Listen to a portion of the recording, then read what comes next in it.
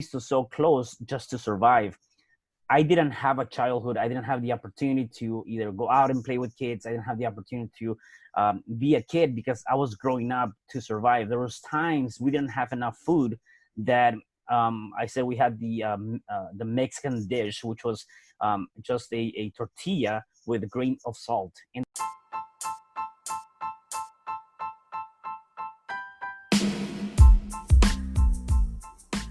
Hello, fellow Earthlings. Welcome to the Becoming the Big Me podcast. I'm your host, Jamila Burney, and together we will be stepping into our highest potential, exploring all things mind, body, and soul, with just a smidge of business. You're a spiritual badass, soulpreneur, and a warrior for change.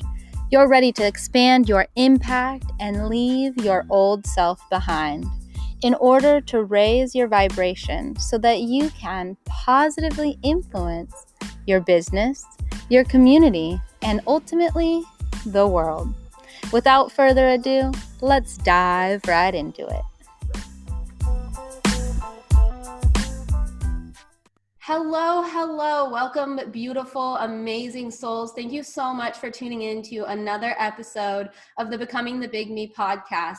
I have with me here today Cesar Espino, a full-time real estate investor and author of the book, You Can Overcome Anything Even When the World Says No. A real estate mentor and business coach. He works with people to help create win-win solutions, whether that be through real estate, business consulting, and inspiring and empowering others to reach their full potential. Hey, Cesar, how's it going today? hey, Jamila, I'm doing wonderful. It's a beautiful day today here in Los Angeles. So I'm excited to be here. So thank you. Awesome. I'm super excited to have you here as well and dive into your story a little bit more. So let's just get right into it. Let's take it back. Tell me a little bit about growing up, your childhood, and what's kind of helped form you to be the person that you are now today. Yeah, definitely. So let me start off by saying I'm originally from Mexico City, and I came to the States when I was about 10 years old, right?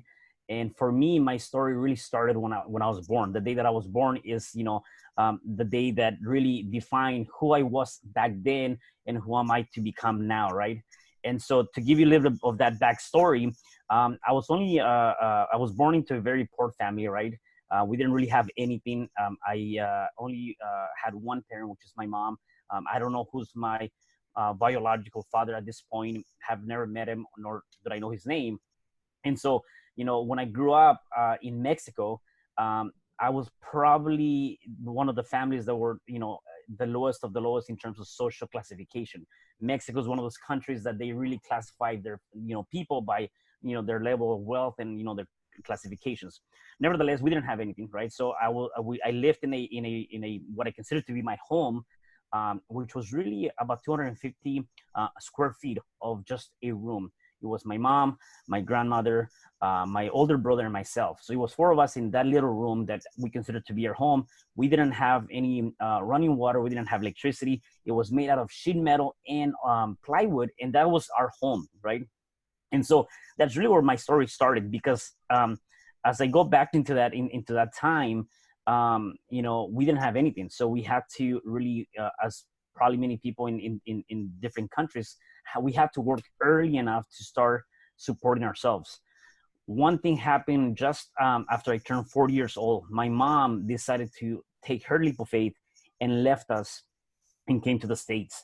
And so at that time, as a kid, you go back and like, what did I do? Like, I blame myself. Like, did I do something that, I have no father, and now my mom decided to leave to go someplace else, and I didn't understand why, right?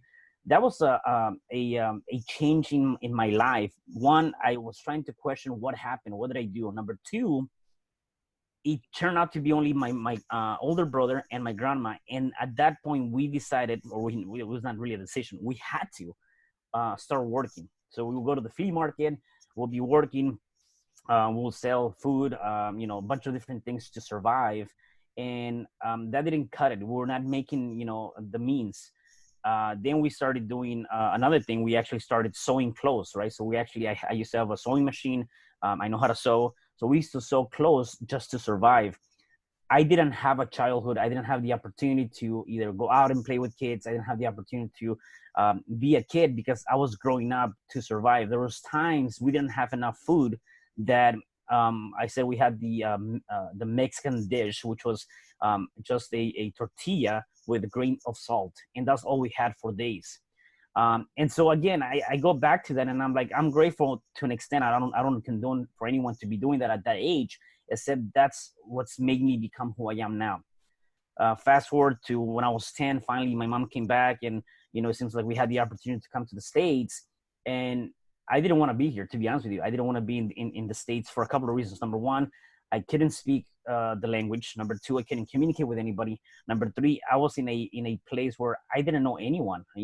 Um, it was very difficult for me to get adjusted to this life, and working for all these years and coming to the States.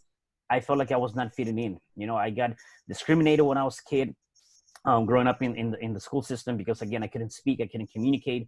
People didn't, I couldn't connect with people. So that was just very, very bad. And I remember one time telling my mom, I'm like, I don't want to be here. Do whatever you need to do. Send me back to Mexico. I don't want to be here. Luckily, I'm glad she didn't send me back, because I'm glad that I'm here.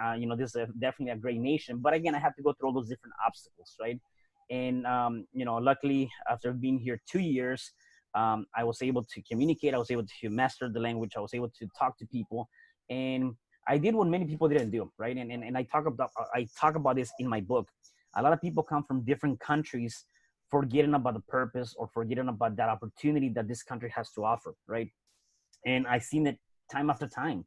People come from other countries, and I'm not sure why, and I cannot comprehend. They tend to fall into those negative influences, whether it's gangs, tagging crews, robbing, whatever the case may be, some sort of crime, right?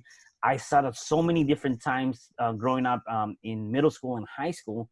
I decided to not do that. I decided to not do that. My focus was, let me focus on school, let me focus on myself, um, and just continue to do that. Now, I'm not saying I'm perfect, because I'm not, right?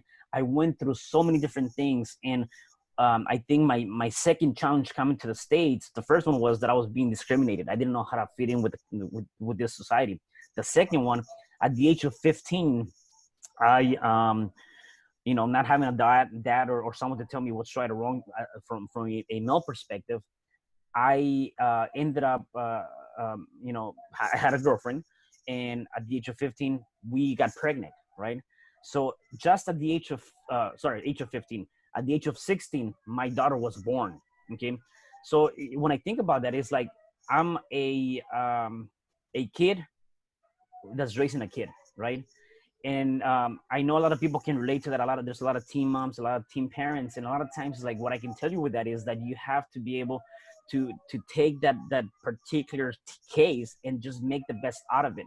I remember telling my daughter when she was born, I made one promise, and so far I've been able to keep up that promise. I said, you know what? I'm gonna give you whatever I didn't have when I was a kid, because when I was a kid, I didn't have anything. I said, you're never gonna have to work when you're a kid. You're never gonna have to suffer. You're never gonna have to worry about not having food or clothes or any of that stuff. That's my promise to you.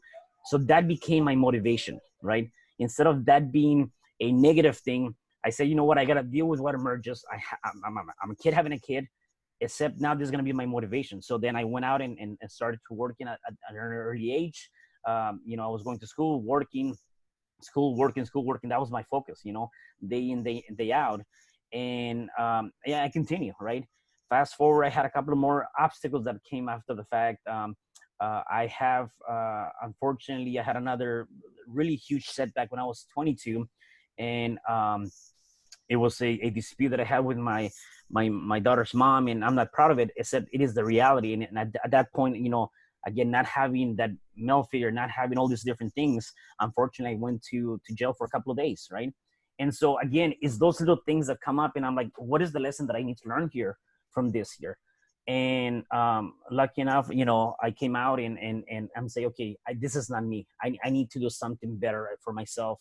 And so I talk about a lot about this in my book, because there's so many different obstacles that life is going to be hitting and pushing at you. And so either you're going to give in or you're going to learn from that, right? You're either going through the pain, or you're growing through the pain, right? And so I decided to grow from that pain. Um, Now, if I look at, my years now, I was working for a very good, credible company, worldwide company. I was working at corporate, making really good money, over six figures, traveling all over the place. Except I think my mind, my heart was telling me, you know what, there's more to you than this. And I decided to take my leap of faith. I left my corporate job, left everything behind to pursue my purpose and what I believe to be my purpose now, and that is to help people, to empower people and inspire people through my lessons and be able to give back in that sense. So that's kind of where I am right now. Awesome. So, what would you say was the biggest turning point in your life? Was it going to jail or was it leaving that corporate position? Yeah, I think, I think, Having your kid. yeah, right. Yeah. I think at any given point, there was different turning points in my life. I think each one of those had a different lesson. And there was something different for me to learn off of each of those. If I look now at where I'm at now and what I'm doing now, I would say my biggest thing was leaving my job, the most recent thing, because again, you're going from that, and I think 99% of the people are going through this, is you're in that comfort zone. You're so comfortable getting that paycheck, even though you know that they can fire you anytime. A lot of people know that. I mean, I might go to work today and I may not have that job because it is not my company, right? Instead, people are so comfortable with that, with the idea that I have benefits, I have vacation, I have a job that's paying me, that secure paycheck. And so to me, that was probably the most recent turning point in my life. It actually took me about 10 months to make this decision. I was going to do this 10 months prior for me leaving the job, and I got cold feet. I just couldn't do it. I broke down. I just couldn't do it, right? And so it took me literally 10 months to realize that I should have done what I did that time 10 months prior. Okay. Yeah. And during this time, were you kind of in the personal development world yet? I know that you're really immersed in it now. That's how we Yeah, connected. right. But were you involved in any of that stuff? Or were you doing that inner work? Did you have a spiritual kind of Yeah, background or anything of that yeah. nature? So I started, I would say maybe 2 years prior to leaving my corporate job. I kind of got introduced or involved into the self-development, to, becoming that better version, right? And doing things that I didn't do in the past. So I started doing some of it. I didn't do a whole lot. I would say maybe during those 10 months when I said, you know what, I need to definitely just take this leap of faith. During those 10 months is when I got more spiritual sound. That was one thing that I lost for a minute, right? My grandma, when I was in Mexico, and even after coming here, we were very spiritually sound from that perspective, And then I lost that touch. I got disconnected, and then I got reconnected again with that higher power. And I said, you know what? I was very spiritual sound. Then I got connected with myself. What am I gonna do to become, that person that I'm looking to become? And so those last 10 months, I got more involved with that self-development spiritually, working on myself, things like that. And so I can tell you, at least for me, I needed to find myself spiritually, emotionally, to be able to do this, what I'm doing now. Otherwise, I will probably be back working for that company, which again is a good company, instead of working for somebody else and not doing what I'm doing now. Now, can you walk me kind of through some of these practices that you use for yourself to Yeah, keep yourself sound and emotional, your emotional intelligence up? Like, what yeah, are you doing for yourself? Because I know that you are serving people all the time in your business and with your right. coaching and with your real estate investment. Like, a lot of times we get so caught up in serving others. How are you serving yourself? Yeah. So one thing that I decided to do, there's a couple of things that I do on a day-to-day basis. The first thing that I do when I wake up is I give gratitude to God. I literally spend, I would say, the first 30 minutes doing a couple of things. Number one, I do daily affirmations that are empowering to me, and it could be not necessarily I am a millionaire, that could definitely be one, but it's not necessarily that. It's more about I am loved. I am healthy. I am wanted. I serve people, right? So I do daily affirmations every day when I wake up. I also do a gratitude to myself. A lot of times I find this, and I started doing this maybe about 6 months ago now, more so now. A lot of times you find people that they're waiting for somebody else's validation of you to say, Jamila, you're beautiful. Jamila, you're wonderful. Jamila, you're great, right? And you're waiting for that person to tell you that. Except, what about if you do it to yourself? So I actually get in front of the mirror and I say three things, and I actually have it here in my book. So what I say three things to myself is I say, Cesar Espino, I appreciate you. Cesar Espino, I thank you. Cesar Espino, I love you. And those are the three things that I tell myself every day, right? So I do affirmations. I do a prayer of gratitude. I tell myself how grateful I am of myself, and then I do meditate and visualize, right? So I do it when I wake up. Before I go to sleep, I do the same exercise. So I do it twice a day, at any given point. And then throughout the day, one of the things that I started doing now more so than before is I am doing self-learning by educating myself in reading. Now, before I didn't read. And that's kind of ironic because I wrote a book. However, I didn't read. And the last time that I actually read a book is because I was forced to read a book in my English class back in high school, And so, except now I'm reading, and that's something that I feel like is good to self-educate yourself, right? So those are just some of the practices that I do. And I also like to do walk or run, at any time, and just to, clear my mind and appreciate life and go out and just, have some time to clear my mind, Yeah, I love that. Those are all things that I incorporate in my life as well now, within the past 2 years. And I can definitely relate to the reading. Even in high school, I actually didn't read. I was the notorious Cliff Notes person who was, my teachers used to get so mad at me because I'm a really good storyteller, and I was always able to ace all of my reportings and speeches about books just because I would listen to what other people would say and I would just kind of go on the fly. But I wouldn't actually read until the last 2 years is when I really started reading. I've probably read more books in the last 2 years than my entire life. So have I. Yeah. So let's wind it back a second again to when you were leaving that corporate position. Did you go right into real estate at that time, or what did you do? No, yeah. So I had already started real estate. I would say maybe 3 years prior to me leaving my corporate job. So to back up a little bit, I started real estate back in 2007, 2008, 2009 when the housing market took a hit. I went with that hit, right? So I lost a lot. I lost properties. I was foreclosed on a few, short on some other ones. So I said, you know what, this is not for me. And so when that took place, I said, I just need to focus on my work, on working for somebody else. And so I ended up doing that. I went back to school, got my master's degree. And that was my focus at that point. And then I got reintroduced to real estate again. I think it was 2014, 2015, around that time. And I said, you know what, let me give it a try. I'm a different person now. I'm growing. I have my master's degree now. I can definitely, see what I can do now, right? And so I got reintroduced. It took me some time to get my business up and running again because it's not that simple, or it wasn't that simple for me at that time. And so I got reintroduced, and I started doing deals. I started wholesaling properties. I started buying, fixing, and flipping properties. So so I had that in the back end. So one of the reasons why I said, you know what, I need to either focus 100% on my real estate business or 100% on my job is because it was definitely taking a lot of my energy, right? And not only on me, also on people that were around me. Unfortunately, I would say because of this, at that time I was on a long-term relationship. I think everything just getting together, it just ended up creating a challenge for me where I ended up losing a 10-year relationship over all the different things that I was doing for myself, right?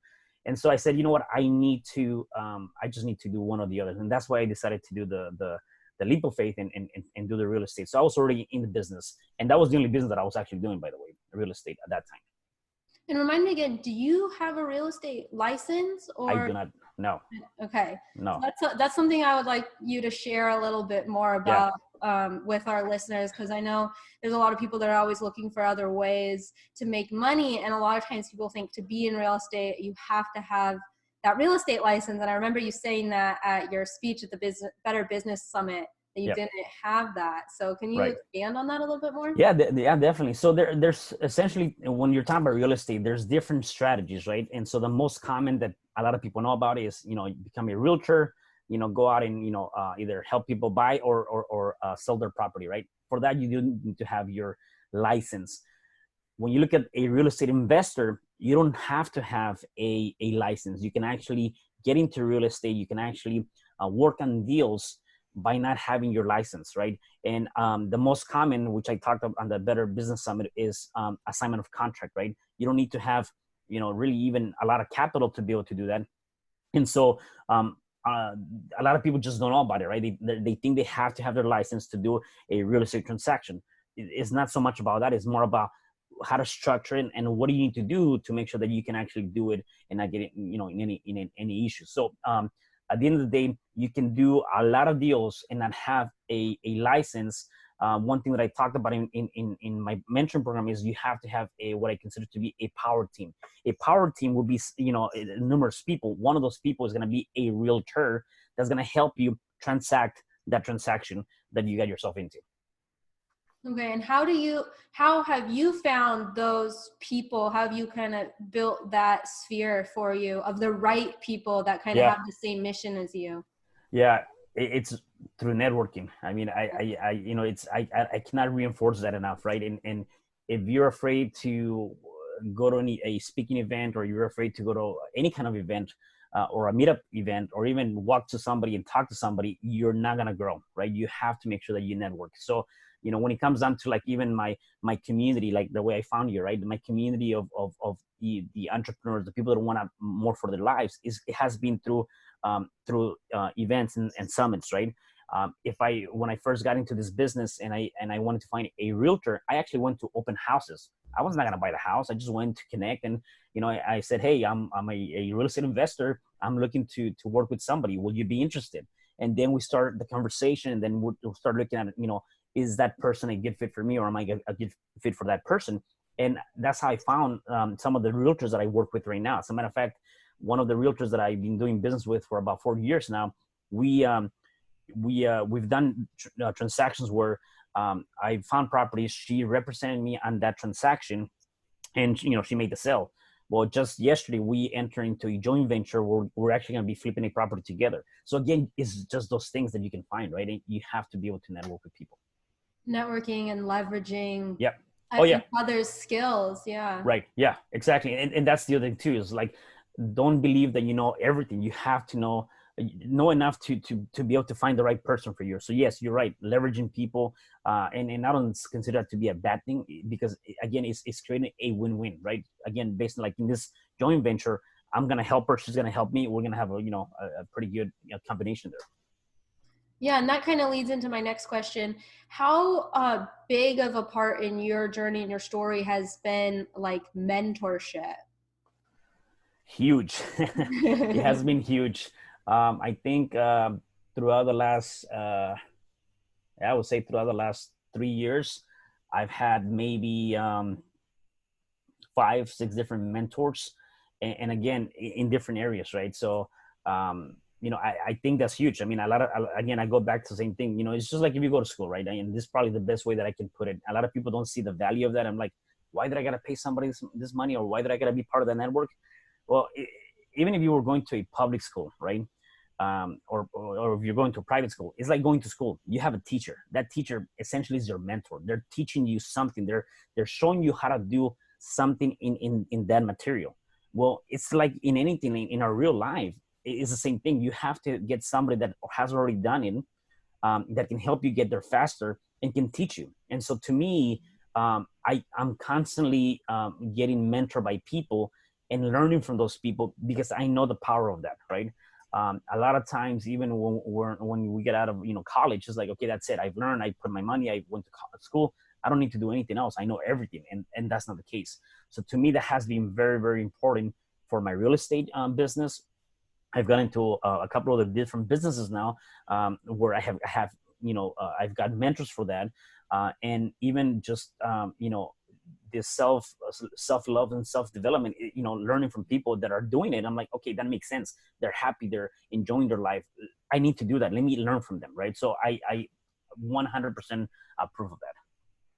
Yeah, I agree. Mentorship has been like one of the biggest things for me, and also like having that financial investment into it Yeah. is really, really powerful. I don't know if you've noticed this as well, but once you start paying for something, you're like, oh crap, I gotta take this seriously now. Yeah, exactly. Yeah.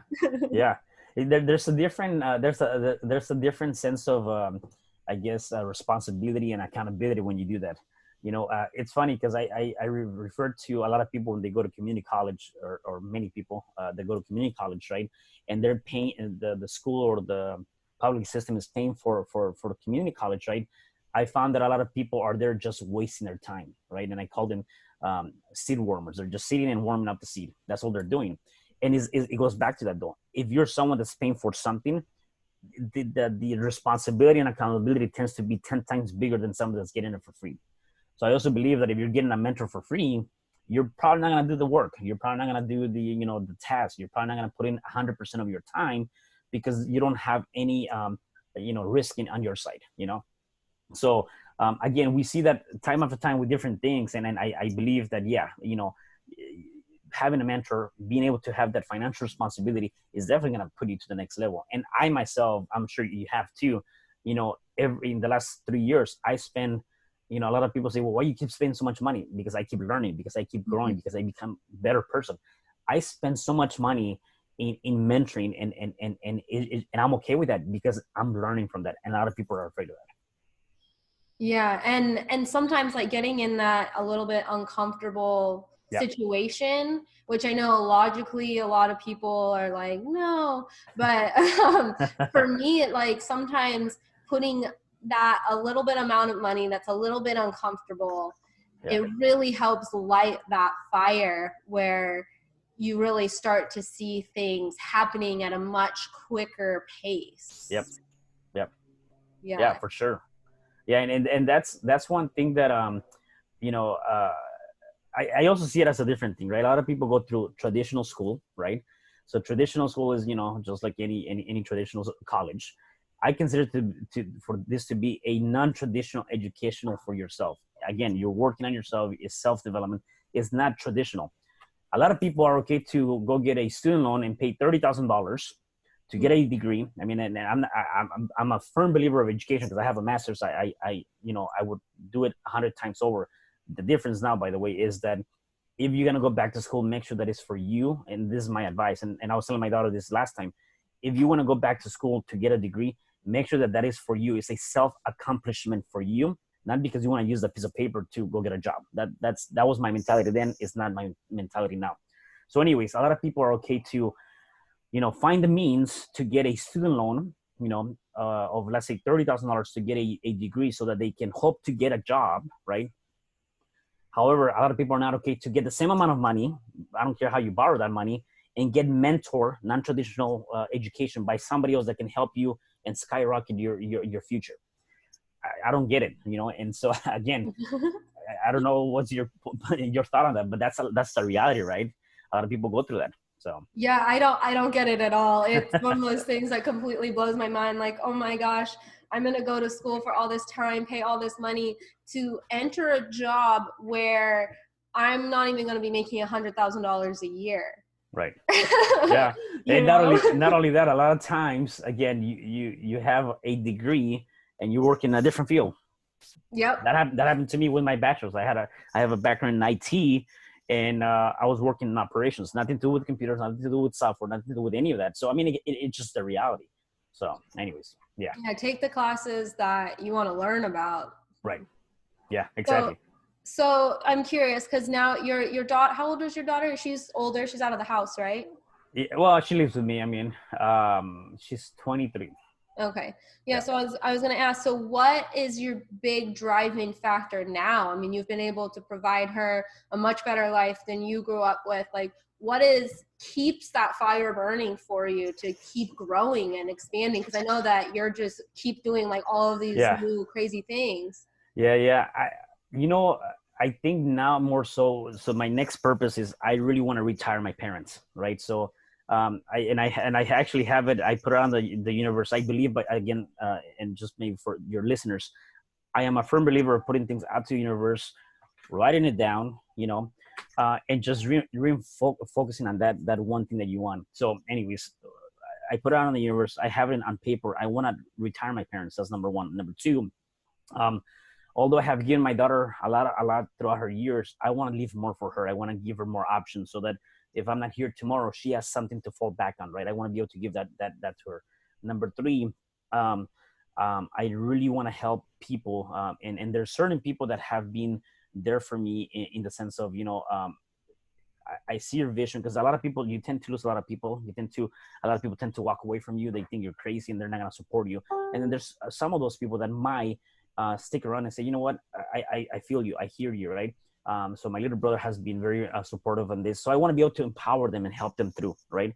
And the last thing is I want to be able to give back, right? Me coming back from a very humble beginning, not having a whole lot, not having a lot of options, I want to be able to take some of that and take it back and give back to people. As a matter of fact, one of the things that I do now, and I'm trying to really grow that a lot more, is I go down to, so we're not too far from Ensenada, Mexico, right? Just the border of San Diego. And one of the things that I do there is I actually go out with a group of people.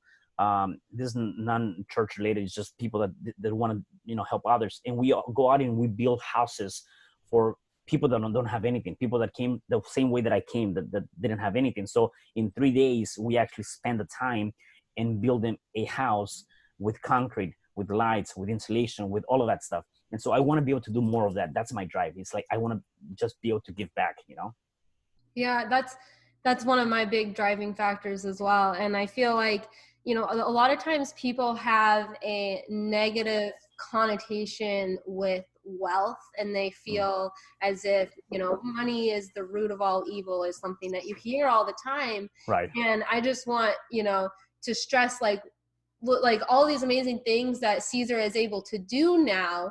If he had not grown his business and grown his wealth in the way that he has, he wouldn't be able to do that. Money is an amplifier of whatever is already inside of you. Yep. So if you have ill intentions and you get more money, then sure, you can do bad things with money. But if you have good intentions, then money just amplifies that, and it allows you to do all of these incredible things like Cesar is doing. And I'm sure that all of the more things that are going to come as your life just continues to expand. Yeah. And that's exactly right. I mean, I believe that money is a good vehicle to give back and help out. And again, at least that's my vehicle, similarly, my primary business being real estate, that's my vehicle to help me do the things that I want to be able to do. Right. And so, again, people have to take away that negative belief of money, the negative belief of I cannot do this, the negative belief that, I don't know how to do it kind of thing. We have to change that frame and be able to say, well, how, or what do I need to learn to be able to get to that level? Who do I need to be around to be able to learn from them, right? With this, I'll tell you, there's I do believe that you are the average of the 5 people you hang around with. And one thing that I would say is there's 3 kinds of people that you want to have in that group. Number one, you want to have people that are playing at a higher level than you are. Why? Because then they're going to inspire you for you to become that. It's a driving force. Number 2, you want to have people that are playing maybe at the same level as you are. However, they are edifying you. They're helping you out. You're growing with them. And then number 3, you want to have people right below you that are looking up to you so that you can reach down and pull them back up with you. And that's, to me, is like, you have that mix, man, you're golden, Yeah, and okay, I want to talk a little bit more about your coaching program and kind of Sure. what you do with your students. Are you just focusing on the real estate investing, or are you kind of, what's your mentorship look like? Like, what are you kind of Yeah. in a Yeah. nutshell? So overall, the mentoring program, it is for real estate investing. So it's for people that want to get into real estate. They've never done it. They want to get another stream of income, right? And so we talked about the assignment of contract. We talked about buying, fixing, and flipping properties, right? That's the mentoring program. However, I do not start my mentoring program with real estate, right? My mentoring program, the very first session we talked about is the mindset, and I focus a lot on the mindset. And the reason why I spend, I would say a whole chapter on the mindset is because, again, if I cannot if I cannot have you change the frame or look things differently, it doesn't matter what I teach you. It doesn't matter if it's real estate, stocks, Bitcoin. It doesn't matter if you don't have the mindset to say, you know what, there might be those downfalls. You might get those no's. You're gonna get that, all of that negativity that you tend to see. If you don't know how to attack that and how to deal with that, I'm not gonna be able to help you out, right? So I talk a lot about the mindset. I go over, understanding your why. What is your purpose? What is your intention at the end of the day, right? That's one thing that I cover in the mindset. The other thing that I cover on the mindset is to be able to create daily, what I consider to be daily rituals or habits that are going to empower you to get better at that. We go over some material where you read a book, and then I have you reflect yourself into that book, into that story, and where do you see yourself, right?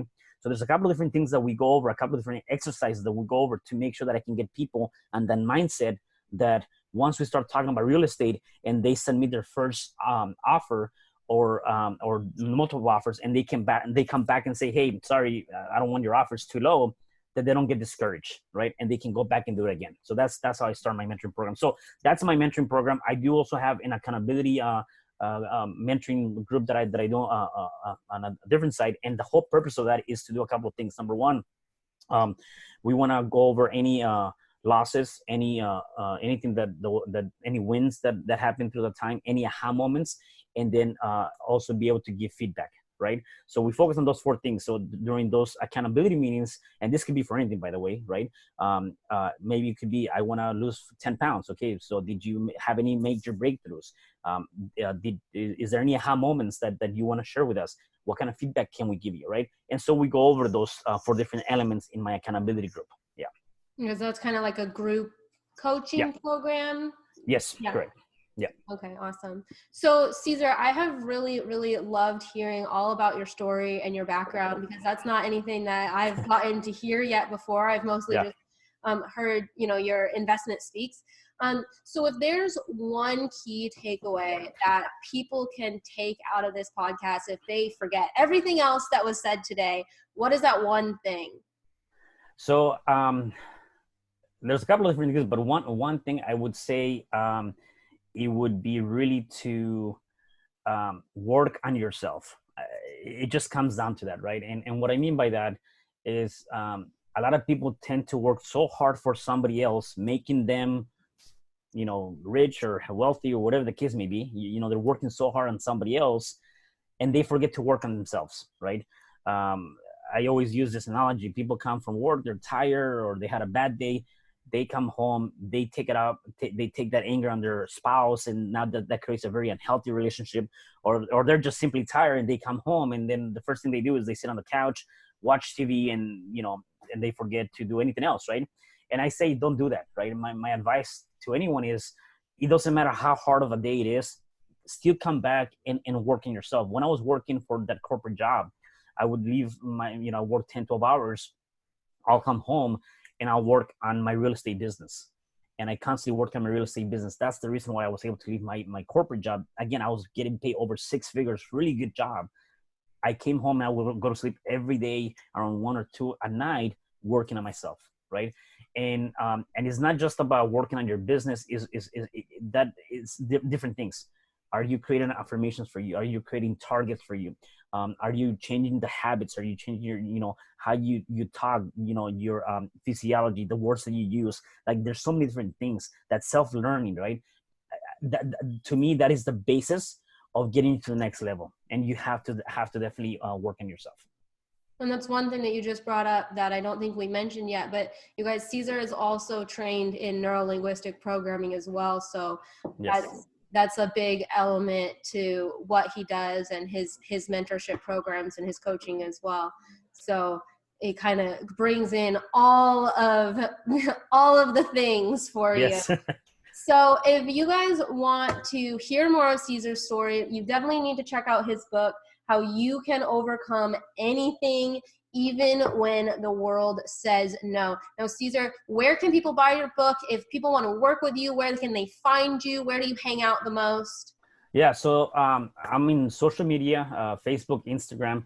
The best way to find me, though, is actually, you can go to www.cesarespino.com, which is literally my name, Ceserr, my middle initial, Espino.com, and you can find my books. I have that book. I also co-authored another book here, which is pretty good for people that want to get into entrepreneurship. My mentoring program, and really anything, you can contact me directly there. You can actually book a time with me if you want to through that website, and anything that I have going on, you can actually find there. Okay, awesome. And I will put the link to that in the description down below. So if you guys want to hear more from Cesar, make sure to check that out. Thank you so much, Cesar, for coming on today. It was such a blessing, and you're awesome. No, thank you so much for having me. I'm very, very grateful to have you. So thank you so much.